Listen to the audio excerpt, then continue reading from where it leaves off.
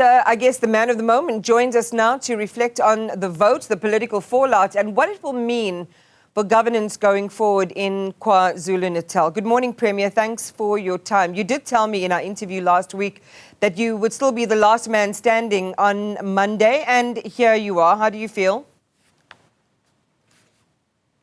Well, Iman, what I actually feel is the stability continuation in the province of KwaZulu-Natal, is a service delivery continuation in KwaZulu-Natal, is humility and serving people with respect in the province of KwaZulu-Natal. I think unity after the sitting is important so that we are able to engage in a direction that will focus to policies that will cause action, which will turn around the challenges that people of KwaZulu-Natal are actually faced with. Because whether you are from the opposition side or from the governing side, but you are all leaders elected by the people of KwaZulu-Natal. And from government, people do not separate opposition from government. They want leaders to service the people. They want leaders to advocate for a better life, for a better future for their children. It's interesting that you use the word stability, Premier, because you survived this motion by just a one vote in that 80-seat legislature. You're governing on a razor-thin majority. Are we not headed, given, again, this really sort of delicate balance of power, headed for instability in the province? You remember that the motion they registered was under Chapter 6 of the Constitution, Section 141, which required a simple majority. A simple majority was going to be 41. And EFF and MKP, they are 39. They needed 2 more votes, which even if they had to get 1 vote, they were still going to be 40, and then the motion was going to carry through. So I'm not worried, because the numbers that we have been governing with for these 18 months, past 18 months, are the numbers that and actually established this government of provincial unity. There was no change, as I was suggesting right from the beginning, that my comfort is that the people who are registering a motion of no confidence are the people who never had a confidence over the Premier and the executive. When people are actually mentioning important achievements in the province, for them, every time they'll never see even a single good thing done by government. So it was just a political process, trying to showcase their presence, trying to lament about that there was a party that obtained more votes, of which we all know that. But what we also know, which is important, is that no party obtained votes to govern. No party is a majority for 50 plus 1. That is why a coalition had to be formed. And I must tell you that when the government was formed, there were nowhere to be seen in terms of engagements. So we could not delay the people of the province not to form government, because when there is no government, it delays a service delivery.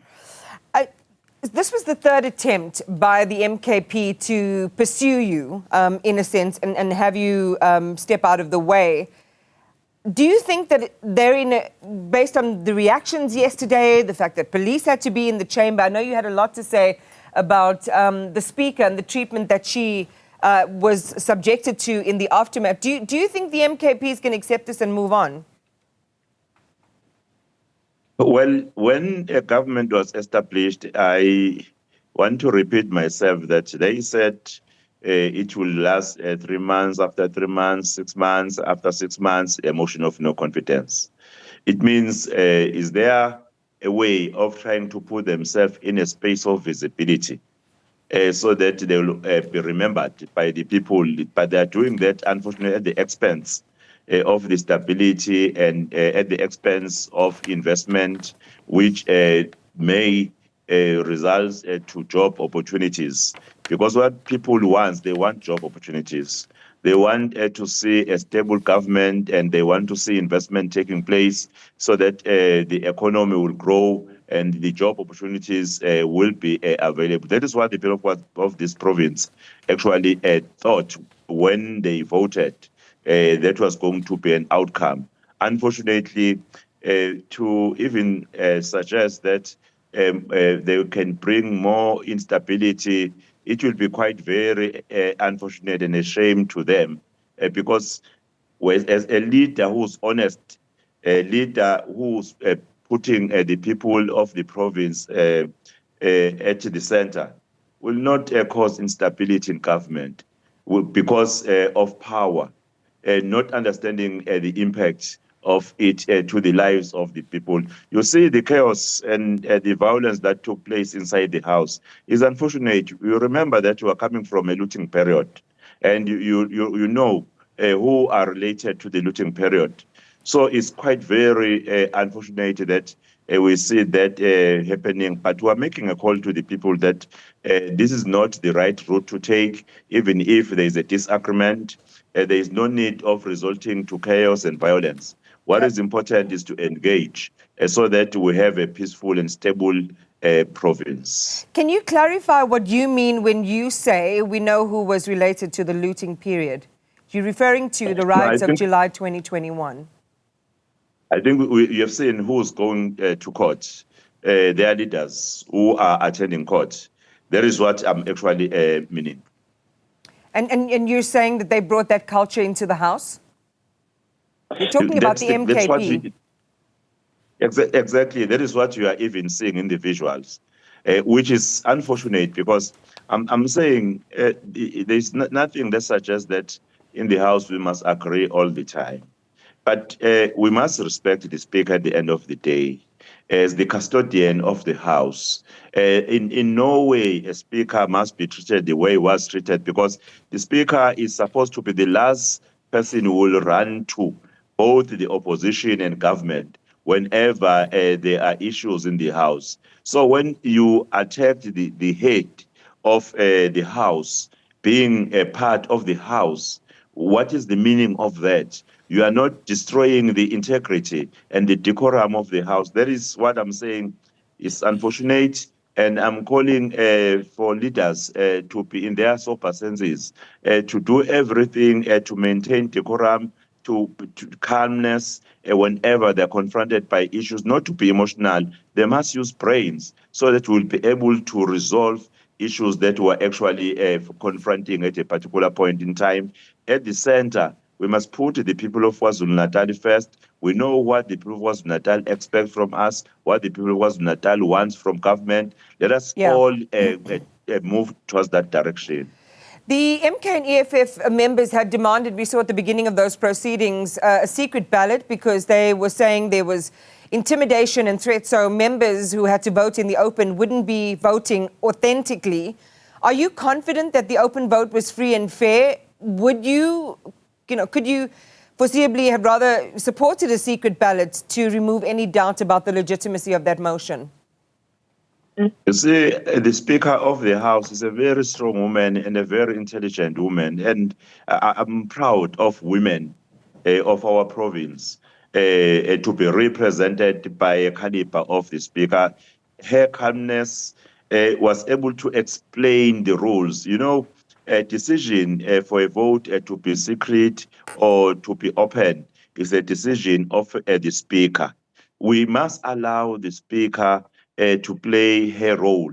And she explained quite categoric that the members who are saying they received a so-called message of a threat, they have been debating here.